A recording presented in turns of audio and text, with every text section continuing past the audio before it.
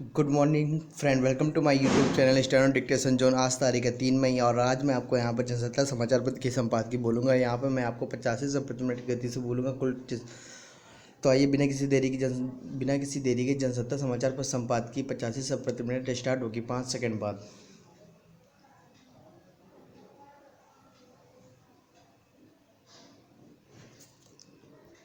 Start.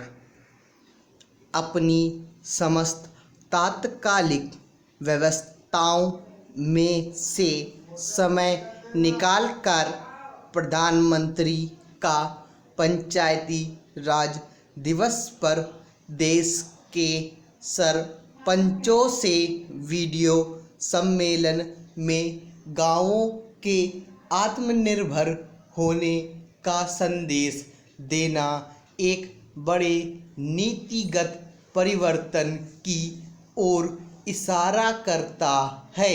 Corona संकट के बाद अनेक देश अपनी विकास की संकल्पना, परिभाषा और अवधारणा पर निश्चित ही पुनर्विचार करेंगे।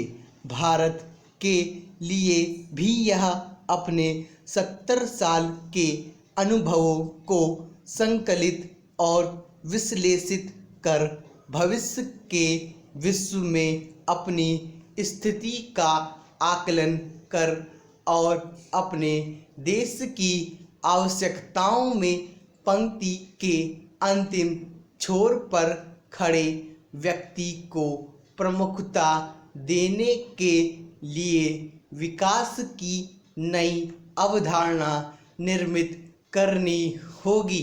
अपेक्षा है कि इस अवधारणा का मूल आधार बापू के ये शब्द होंगे, मेरा स्वराज तो हमारी सभ्यता की आत्मा को अक्षुण्ण रखना है।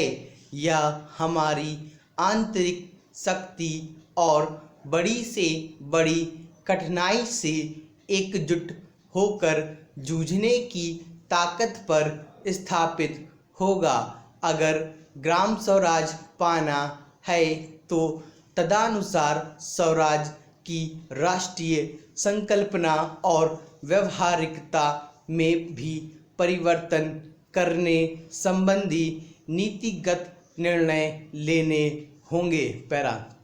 गांधी जी की संकल्पना में हमारी सभ्यता का मूल तत्व यही है कि हम अपने सब कामों में, फिर वे निजी हों या सार्वजनिक, नीति के पालन को सर्वोच्च स्थान देते हैं। गांव, गरीब, किसान, मजदूर गांधी जी के सारे चिंतन में एक ऐसी शक्ति के रूप में उभरते हैं जो भारत की अर्थव्यवस्था को एक स्थायित्व प्रदान करती है और आगे भी करने में सक्षम है। ये केवल गांव में नहीं, सारे देश में आत्मनिर्भरता की ज्योति जला सकते हैं। पैरा।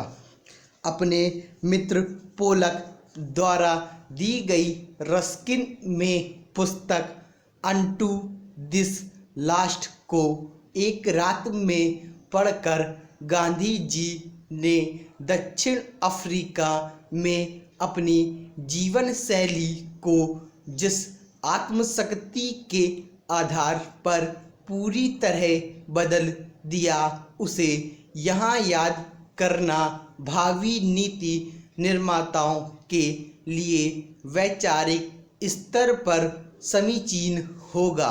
गांधी जी ने इस पुस्तक पर गुजराती अनुवाद सर्वोदय शीर्षक से प्रकाशित किया था। अपनी आत्मकथा में एक पुस्तक का चमत्कारी प्रभाव के अंतर्गत उन्होंने लिखा कि जो चीज़ मेरे अंदर गहरे से छिपी थी, रस्किन के ग्रंथ रत्न में मैंने उसका स्पष्ट प्रतिबिंब देखा। यहीं पर वे कहते हैं कि किस प्रकार उन्होंने उस पुस्तक के मर्म सर्वोदय को समझा। एक सबकी भलाई में हमारी भलाई निहित है। दो वकील और नाई दोनों के काम की कीमत एक सी होनी चाहिए, क्योंकि आजीविका का अधिकार सबको एक समान है। स्टॉप। तो यह आपकी जनसत्ता समाचार पत्र की संपादकीय पूरी हो गई। अगर आप हमारे चैनल स्टैनो डिक्टेशन जोन में नए हैं तो चैनल को सब्सक्राइब करें, वीडियो को लाइक करें और इसे शेयर करें। Thanks for watching this video.